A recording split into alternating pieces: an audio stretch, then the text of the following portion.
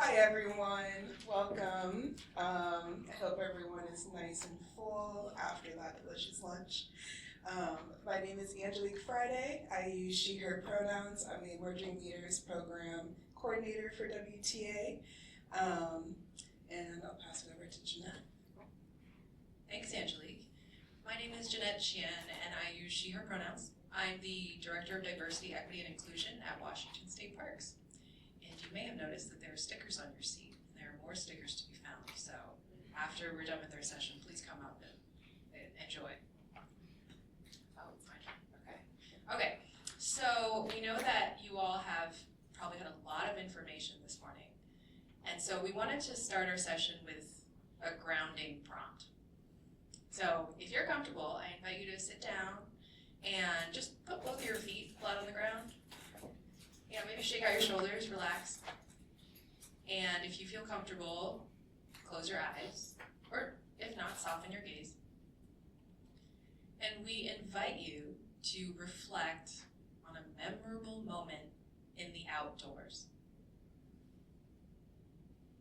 So take a moment to reflect on a memorable moment in the outdoors.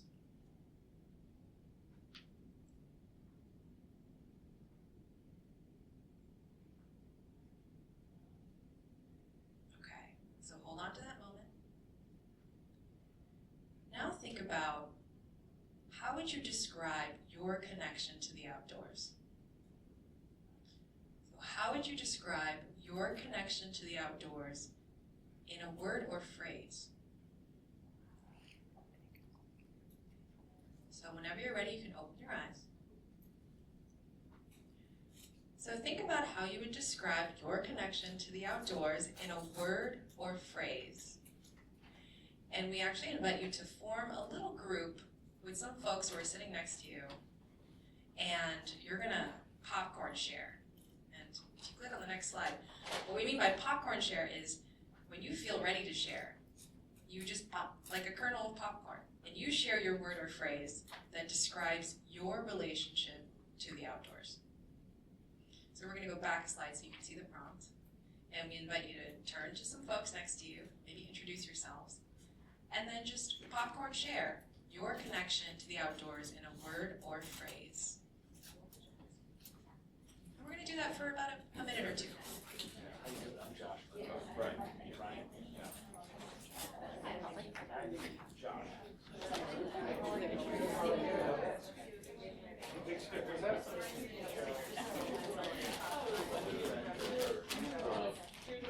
The word that came to my mind was lifelong. Lifelong.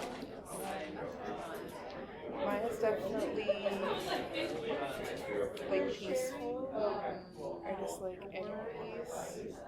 Because I feel like whenever I'm outside, no matter what, like I just feel like so grounded. It's basically grounding. I can just take that time and like take out the tension in my body. Absolutely. I think healing.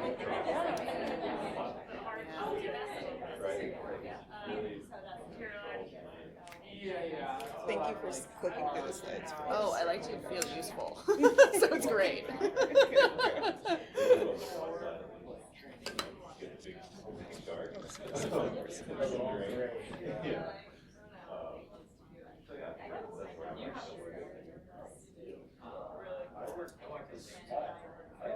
I don't know. My memorable experience brought me to like a vast landscape over a vista of a pole, and I was very isolated. We're gonna take one more minute, make sure everyone gets a chance to popcorn share. Around me, that's how it feels, but I have to make myself small. My connection with it.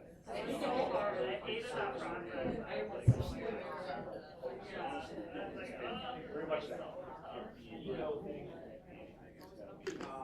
Yeah, actually, mine was really casual because although like professionally, connecting people to the landscape, do that advocating for public spaces. All right, Right, because they get like readers who 10 more seconds. that in my personal style. Like that's what I do professionally. Yeah, so I like just like being indoor person, just moving, etc. I value the outdoor and protecting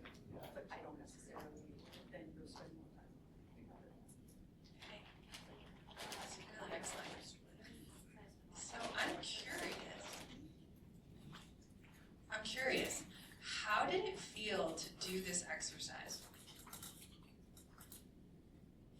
A little awkward. A little awkward, yeah, totally. What else? How did it feel? I'm just happy thinking about it. Feel happy thinking about it? Yeah, I see some smiles. Introspective. Introspective. Yeah. Would anyone like to share their word or phrase with the group? Oh, I can repeat it too. I think everybody can hear me. Okay. Yeah, I chose one word. Well, I started with multifaceted and grounding. I've worked on a mountain bike trail crew for like 8 years, so I've done a lot of time in the woods doing construction, like professionally. So it's work, but it's also really important recreational and kind of mood stabilizing thing to be able to go out and play in the woods. Thank you for sharing. What about one more person? Yes, Beth. Well, Jeanette, I think I know where you're going with this. So mine was life. I grew up being comfortable in the woods and going out with my parents who were comfortable in the woods, and it's a super important part of my professional and personal life. Thank you. I felt like someone was about to raise their hand here at this section. Anyone? The person was me. Yeah. My word was reverent. It's kind of what popped to mind first. I feel lots of awe and reverence here. Thank you for sharing. So, all of us have a connection to the outdoors in some form or fashion.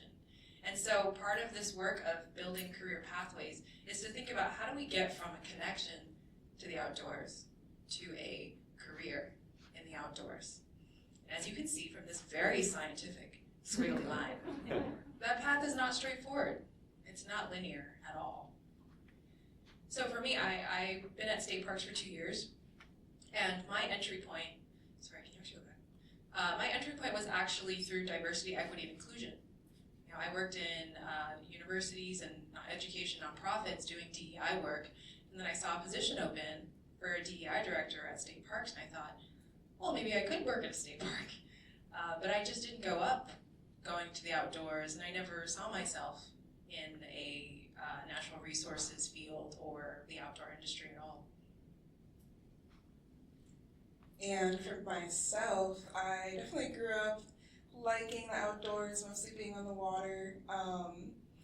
Had my access through Girl Scouts, but I did not see myself being in this field until around COVID era, where everyone's life changed a little bit, and I moved back to Washington, and I came with the intention of trying to find something where I felt like I could make a difference, could help teach and lead others, and just have feel good to be able to be like a good steward in that way. So our agenda, first is to introduce the Emerging Leaders Program. Our acronym for it is ELP. We're also going to talk about how partners support the program, our trail work approach, our hopes for the future, and have a little closing prompt.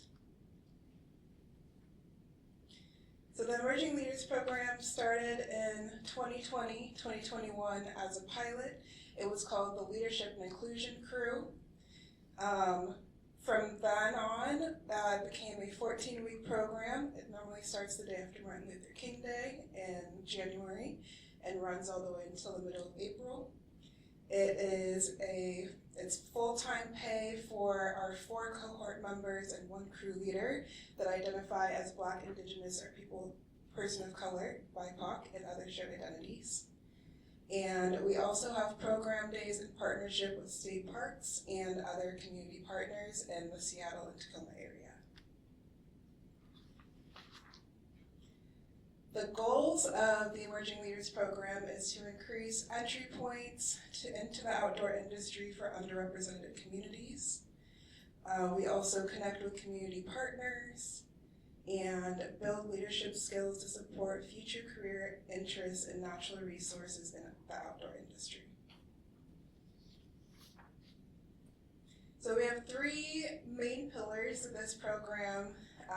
This is at the heart of this program, which is leadership skills, professional development, and trail maintenance. And at the heart of that is the BIPOC community that we are able to hold, that it's a nice, inclusive, supportive space for everybody. And I just wanted to talk a little bit about how the program has evolved. So in 2020, 2021, the program's primary focus was trail maintenance. It was around 8 months.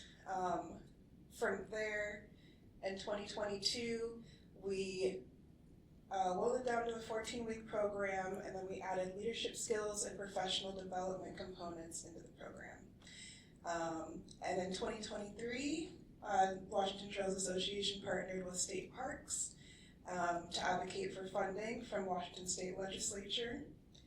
And now currently, from 2023 to the present, WTA and state parks partnership has continued on from there. So we just want to give a quick shout out to ELP because we have a very unique partnership with state parks and Washington Trails Association for this kind of program, because we were able to advocate to the legislature for funding to support this program.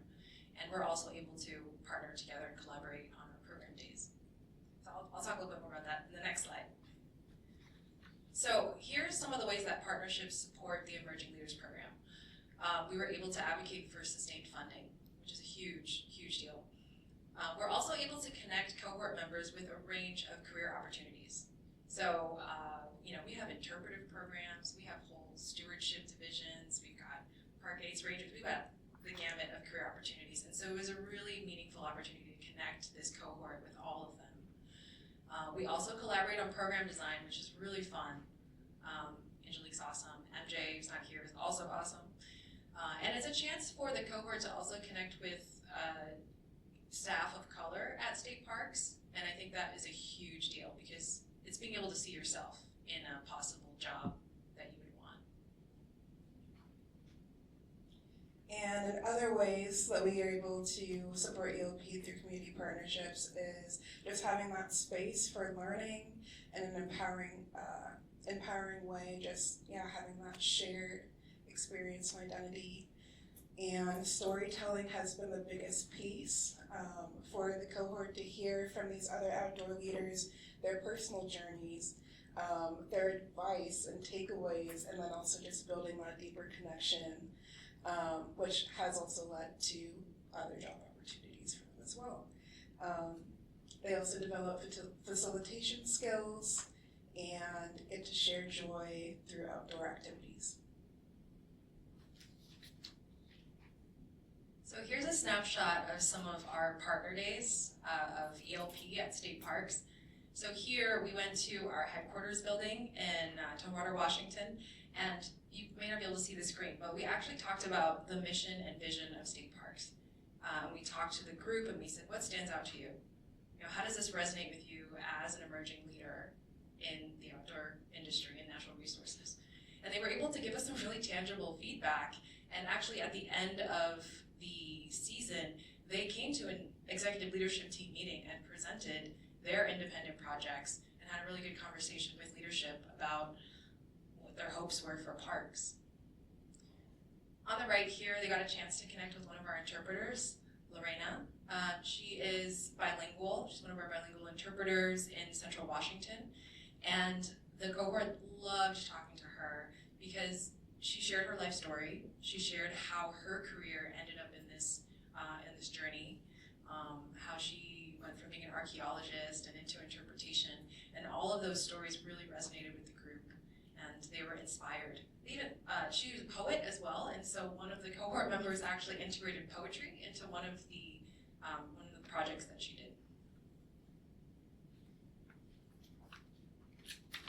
So also with Washington State Parks, this year we had a field day at Dash Point State Park. In this photo, we had a fun activity of everyone had a different, what was it? Like it was a character, and you had to guess what it was. And so it was a lot of fun being able to start off that way and just to break the ice, start off the day. And yeah, we have a bunch of field days normally every year. with state parks, if it's just learning from different job positions, holding that space, and if there's like ranger story time, talking about stewardship and plans in different parks that we have. And just a quick shout out to Dash Point. That's the area manager, Jeff Basallo. And their Dash Point actually hosts so many different community groups and even cultural events nearby. And so it really is a community hub. While we were there were so many families that were just coming to shellfish. And so it just helped to capture that parks are really an ecosystem, like a hub for a community. Other great connections we've been able to have within the program in 2024, the ELP cohort got to meet some of the Tweena nobles from the 28th Legislative District. It was great to be able to just go on a walk with her, hear about the work that she does and what she's passionate about, and definitely inspired the cohort just to have that moment with her. The other photo is in 2023. The cohort got to meet Washington State Parks commissioners. I think this was right after their legislative session. It was really cool to hear about their different backgrounds, what they're advocating for, and yeah, just a unique opportunity. And we also invited some ELP alumni to that event as well.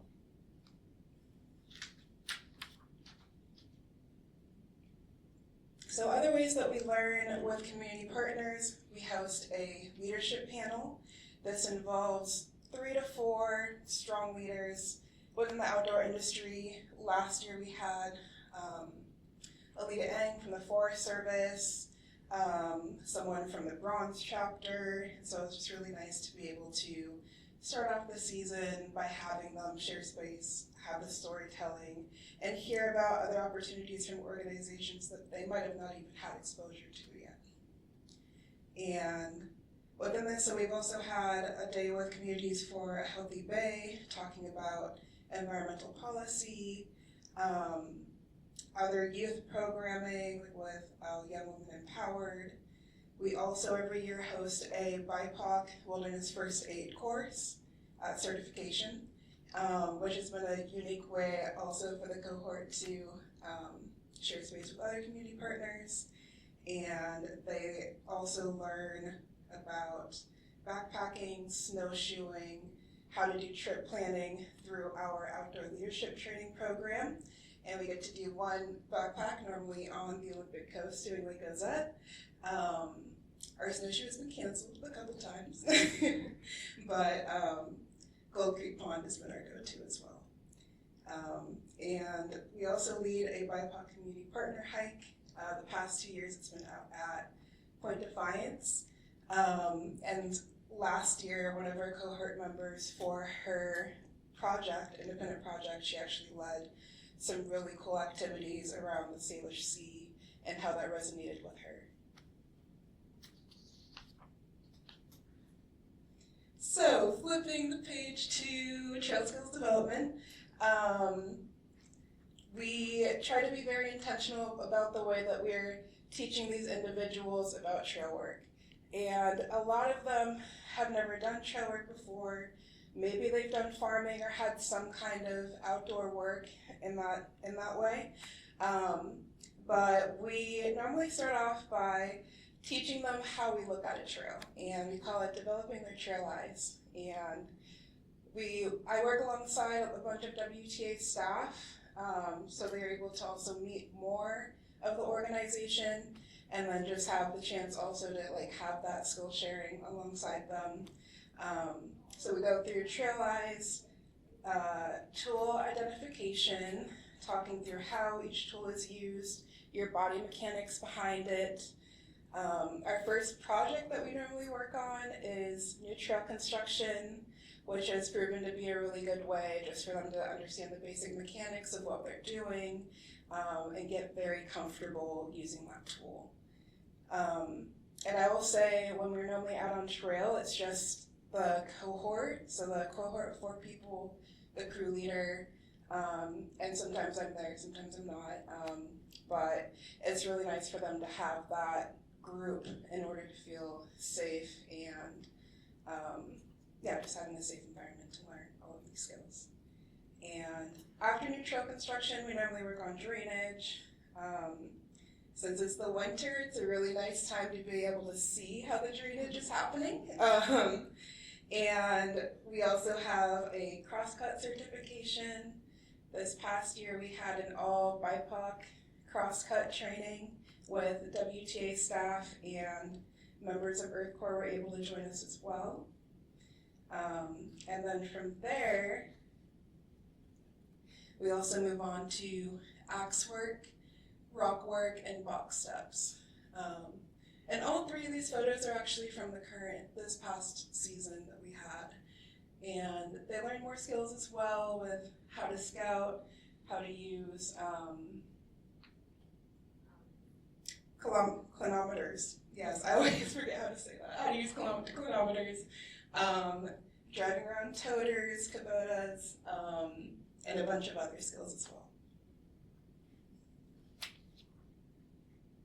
So on this slide, I have some before and afters. All of these were from this past season. First, we have Moss Lake, where we got to start with new trail construction. These were our first 2 trail projects of the season last season. And from there, we moved to Solstice Park. This was their first time building a structure, and we did a nice rock retaining wall, and it's been really nice that I think every iteration of the program has done some work at Glendale Community Forest. And we ended this season by building some box steps at Solstice Park in Seattle, which is really fun. They got to also work alongside Seattle Park's crew, which was also really cool just to be able to learn alongside and use some power tools that they haven't used before as well. And one of these other photos too, this is Mambo from King County Parks. It's been really nice to have other park staff, depending on where we're working, also share their stories, share job opportunities, and share their knowledge.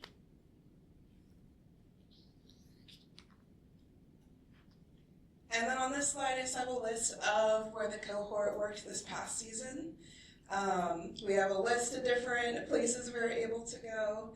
Also, due to our partnership with state parks, sometimes we were able to utilize cabins for free, which has been really nice to have the opportunity for the cohort to stay where we're working, maximizing our time on trail for the skill development.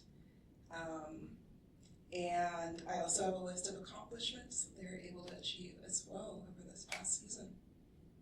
And this photo in the middle is from our All BIPOC crosscut training that we had this past winter. This was up at snowy Wallace Falls State Park and Solstice Park for our box steps.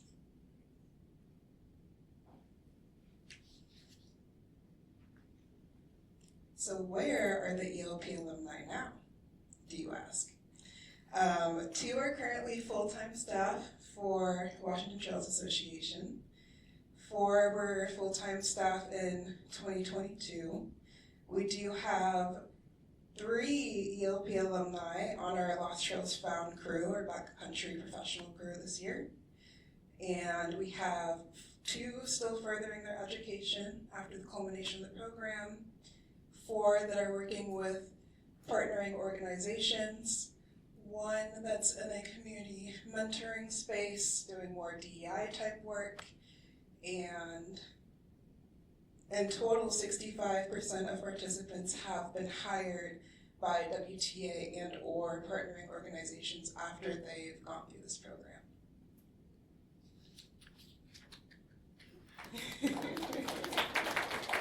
Thank you. Keeping in community, after the culmination of the program, we keep in contact with all the alumni. We have a quarterly email that we send out. Within this email, we also update it with upcoming job opportunities. After they end the program, they also have, for 2 years, they have a better opportunity of applying for WTA positions as well and being considered for those. We have a BIPOC luncheon event every season, and we invite alumni and other community partners to that lunch as well, and WTA staff, which has also been a really nice way to be in community. And then, yeah, we also share volunteering events, community partner events, and it's been really cool to see where the alumni go after they end this program and just seeing where their passions lead them.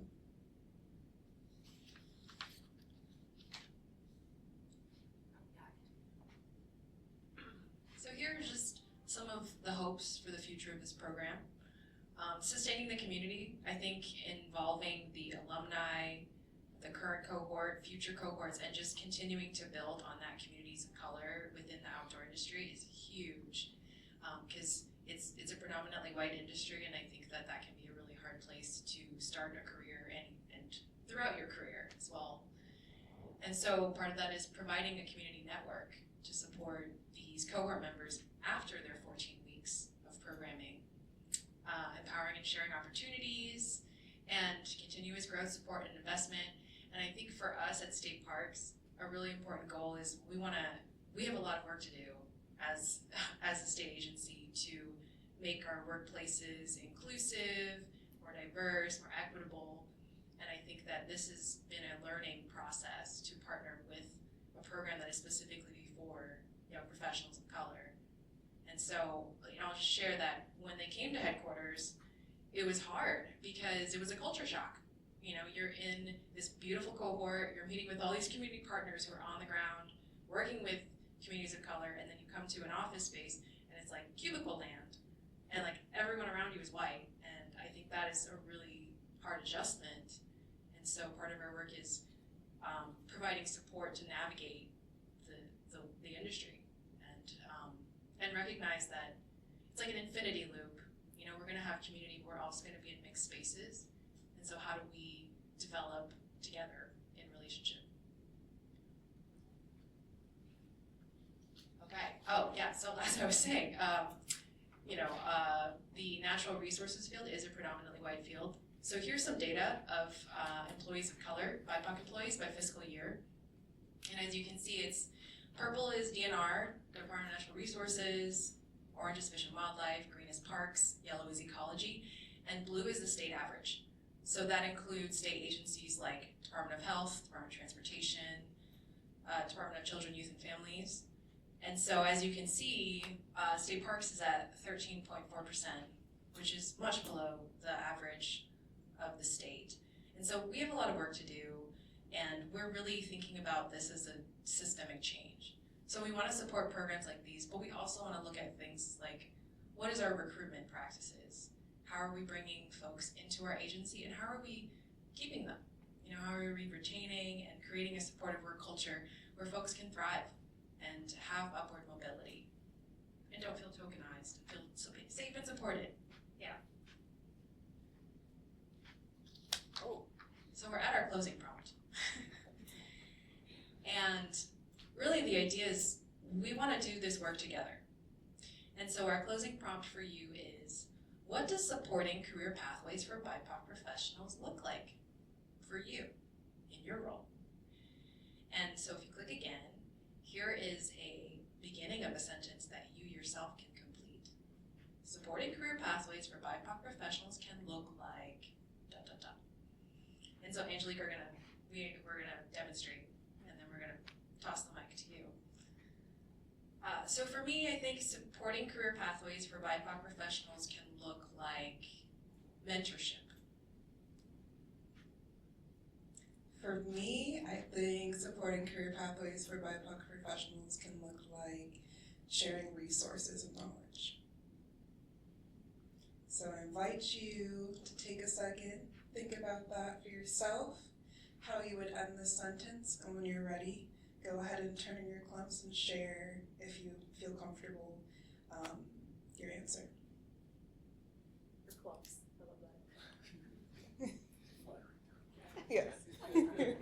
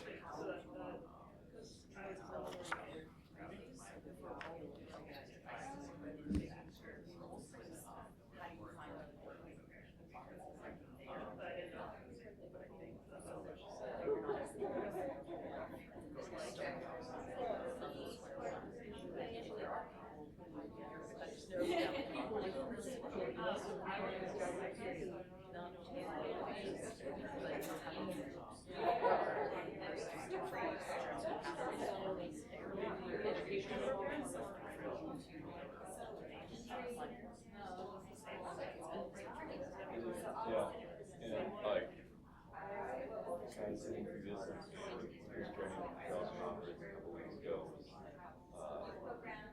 overall theme of community preservation in this realm. And one of the things that I'm starting to kind of, considering to kind of go back with me is how our organization feels like everything is obviously very specific, like focused. But when I look at how these programming are put together, and those is part of where some relate. I actually just realized that. It's more flexible,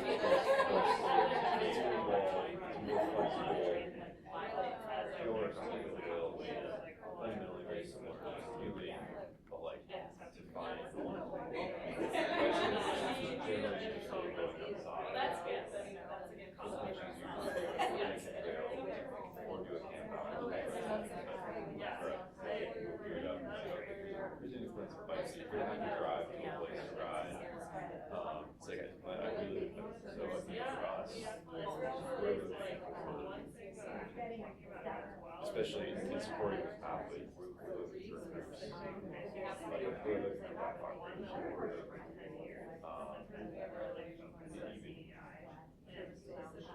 lot of it right now, women's groups, about this women trying to hear and making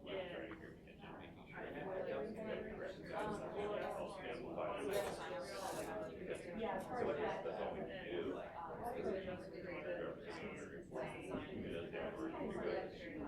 Yeah, and I think about that people who watch our right?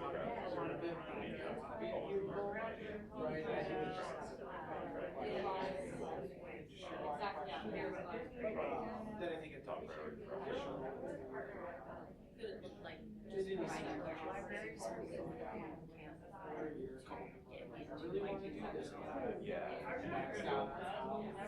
we have some of those resources, but we have to strengthen their established policy community.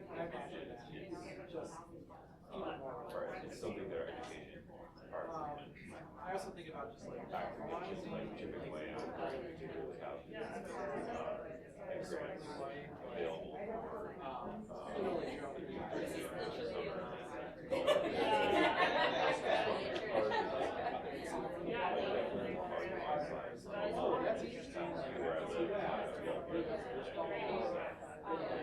getting over that. Yeah, like the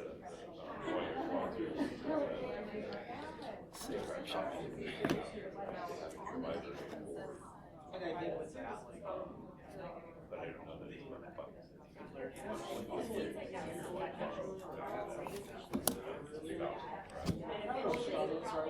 Where did Jack go? She's still talking tonight too. Alright. That's the way to say it.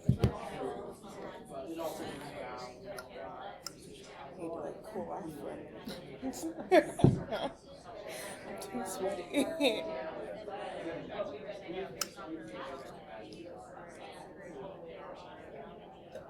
That was nice to have the grounding from the beginning, especially for the post one. Yeah. Oh, it's like, yeah, how do you just like chill? It's like, so hard. Yeah, we create information so like, okay, get some time out. Was ever mad about that?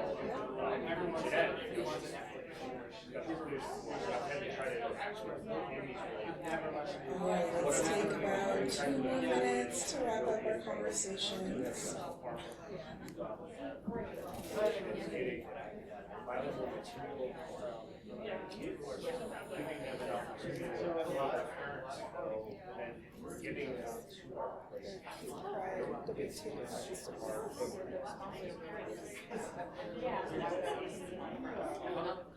honestly here for probably like apply to like host a car or do we approach somebody coming to the office and say, do it here?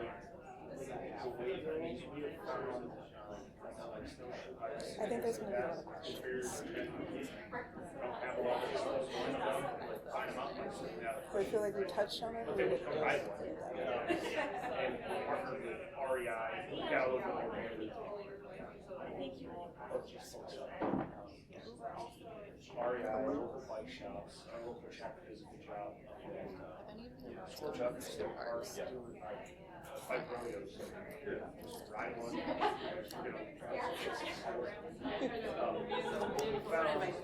We do that. All right, let's start wrapping up our conversations. And we invite anyone that would feel comfortable to share out anything from your conversations or how you finish this sentence. Would anyone like to share? Yes. I was immediately was thinking of like very tangible things I could do in my role. I'm a volunteer coordinator and I'm running a Trailhead Ambassadors Outreach program right now. And one of the things DFW and I worked on is providing translating services to the public at trailheads if they need it. I love that. Thank you for sharing that. That is so needed. John, I saw you raise your hand.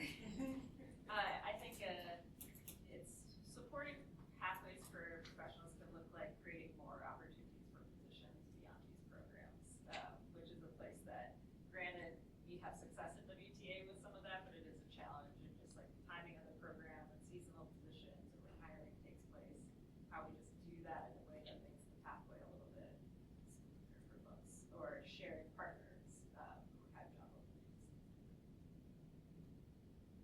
In this clump, we talked a bit about, about the challenges of working in more rural areas and that are overwhelmingly like 90+% Caucasian, and encouraging folks who are people of color to come into those communities from urban areas like Seattle or Tacoma. Often that's not an attractive prospect because there's no community for them there necessarily. So thinking about the fact that you're committing not just to like the short-term effort of hiring, but also to this longer-term effort of encouraging generational change into the outdoors. So it's not going to be a quick fix, and that is something that has to be acknowledged and like worked into over the generation of your organization.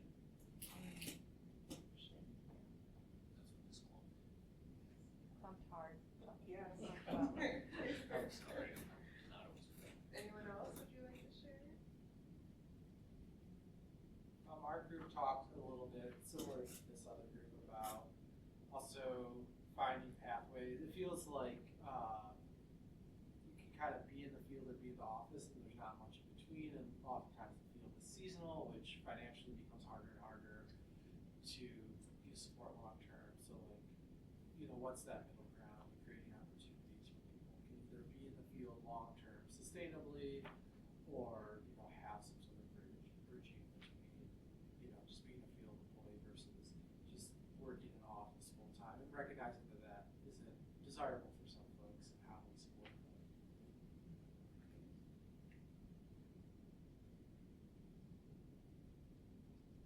Chair, partnerships is really big in my work, and we work with conservation corps and other groups sometimes, and so being intentional about who we're partnering with and what their hiring practices are and what they're doing to support having BIPOC folks in their programs.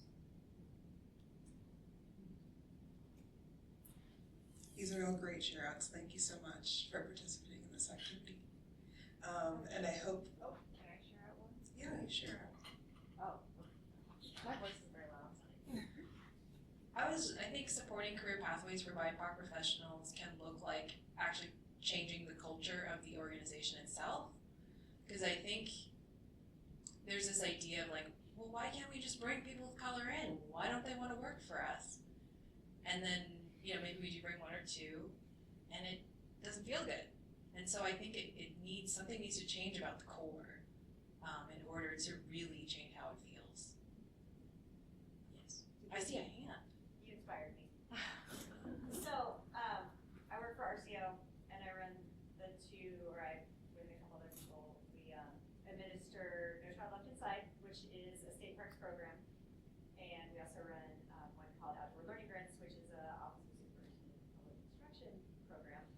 Both of them prioritize under-resourced communities. So it's not just BIPOC, it can look a lot of different ways.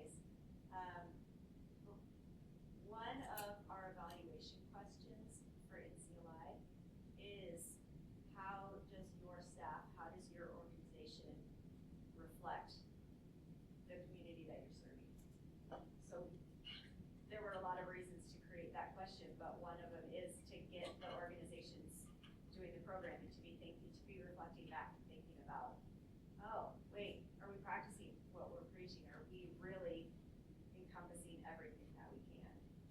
And the answers that we get are awesome, and they come in all different directions, but a big one is, how can we look or sound, or we have Outdoors for All that we fund, so how can they incorporate more, there's so many different ways to reflect it, and there's a lot of good work happening around the state that we should all be proud of, but there's a lot more work to be done. Thanks, Beth. Thank you. We want to end with gratitude. Thank you so much for joining our session today, and open the floor to any questions that you may have.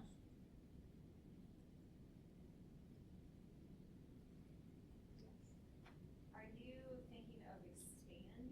What's your long-term view? I would love for this program to be extended.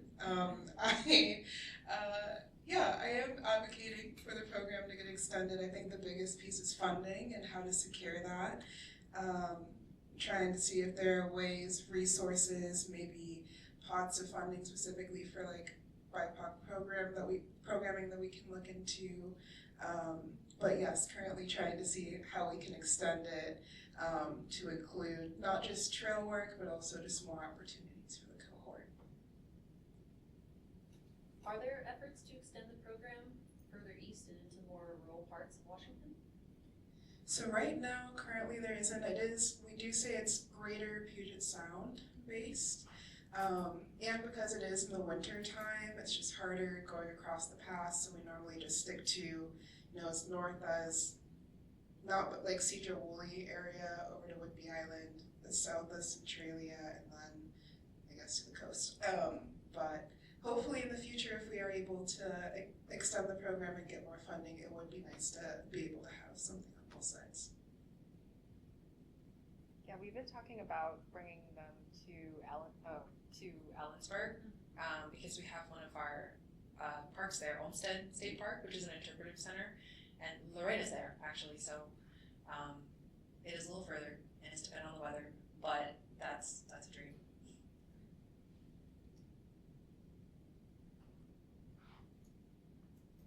Can you explain the funding, or I find it really interesting, so it sounds like State Park procured some sort of funding for it, but it doesn't seem like the program is limited to only working with state parks, like it seemed like, we're working with Seattle parks as well, so can you explain kind of how that was baked into the funding, and if there are restrictions to where,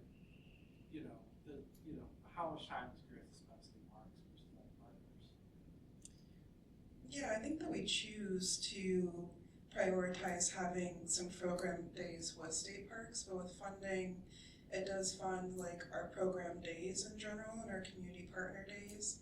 We do have, we are paid for trail maintenance work that we do, but I also do not know a lot about the funding mechanism. I think we could probably talk after this about the technical details, but I will say that WTA, Washington Trails Association, and state parks are very much like this, because WTA does so much of our trail work that it made sense to partner for this program, to advocate for funding to fund this program, because we're already working together in so many ways. But we can talk after, and then I can call my legislative affairs person, and he can give you more accurate information. Any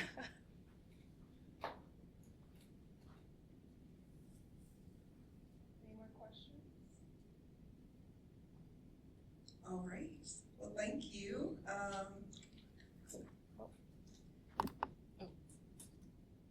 All right, so to end, if you would like to keep in contact with Jeanette or I, here is our contact information. And if you are interested or know someone that might be interested in the ELP program, applications are currently open until November 1st. And if you would like to join, I'm leading 2 upcoming BIPOC shared identity trail work parties at Lord Hill Regional Park. You can scan the QR code.